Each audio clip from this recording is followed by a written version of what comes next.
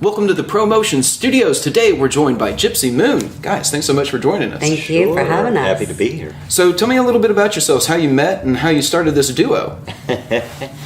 All right, I'll start off on that. I had a studio in Columbus, Ohio, and also was a hired band leader, so I worked with different bands, different acts, and one of the bands, we talked a lot about it, and they were weak on harmony.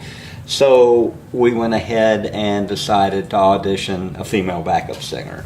And again, I had a very active recording studio, so Jody came and threw her name in the hat for the job, which she had not sang a lot vocally, but she did interest me a great deal from a solo aspect. And so we started working weekly just on that type of project, and of course became very close and friends, and it was a long friendship that blossomed into a wonderful thing for us. Awesome. So obviously you have a big background in music, having owned a studio and been a band leader. What's your background? I mean, she said you hadn't sang too much, but what interested you in trying out for that? Well, I have always loved music, and from the time I was a little girl, there was always music in our family. Dad played guitar. We used to do family sing-alongs.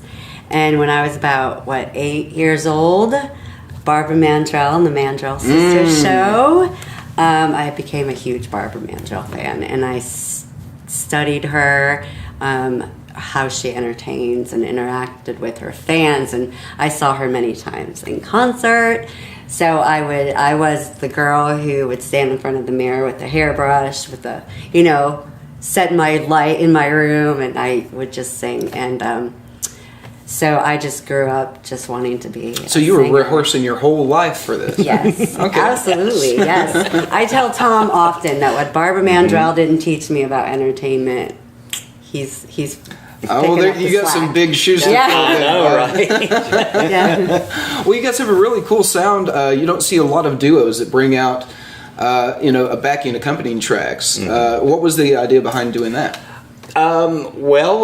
We started with a looper, just quite simply a looper, and we had the drum machine, and I thought, well, let's bring the drum machine into it and spice it up a little. And then I realized that the looper didn't stay in time with the drum machine, and so I had to add MIDI, and I've been a MIDI guitarist, so I've been working with guitars since the very year they came out, a lifetime ago.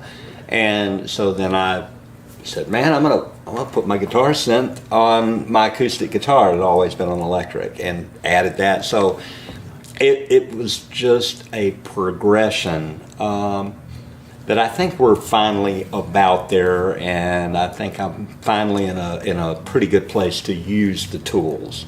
Well, it seems to open up what a duo can do a lot more, brings a lot more energy. You see duos a lot of time, they're kind of stuck playing more sensitive songs, or they're playing really vibrant songs, but there's something missing. Right. So that's really cool that you're able to do that. And part of the energy, you're fantastic and like engaging. You had some friends here as like touchstones, but I could see like you are looking to make connections in crowds. I do, yes. So, and I guess that's some of the Barbara Mandrell school of... Yes, so we play with the wireless. So usually when I play, and when we're entertaining the crowd, I'll go out with my microphone. Oh, so you like to mix out in the crowd. And I like to mingle with the crowd. And if it's an interactive song, like say Rocky Top, I'll invite somebody to sing. I'll share the microphone with just a crowd member. I feel like it makes them feel like they're a part of Gypsy Moon for those 3 hours that they're there. And I feel like that's part of why we've gotten fans, people that actually come to our shows. Yeah, that's you can't replicate that. That's a once in a lifetime kind of experience. You can come out. That's how you liven up a party real quick. And you guys are working on new music, solo stuff as well. Yes, I've been writing for a long time. I have some songs that I've had archived that I like, and Jody and I are starting to work on them. She's doing some writing. She's been a lyricist for a long time. Yes. And we're really wanting to bring what we do with Gypsy Moon to the next level, and we believe that bringing originals to the table is going to more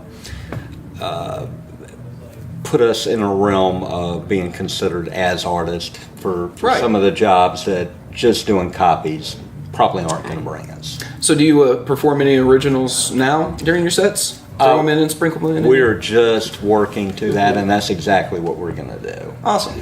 Yeah. So how long have you guys been playing as Gypsy Moon? Well, that's a great question. I think less than a year. Less than a year, really? So something like that? Maybe.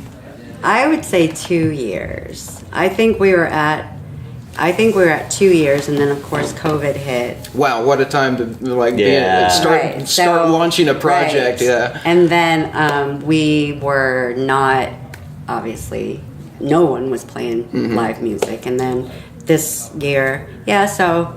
Well, you can tell you took that time to tighten up the sound and figure out all that technical stuff. So we absolutely did, and there was one other aspect that I benchmarked from, which was we made the conscious decision to invest.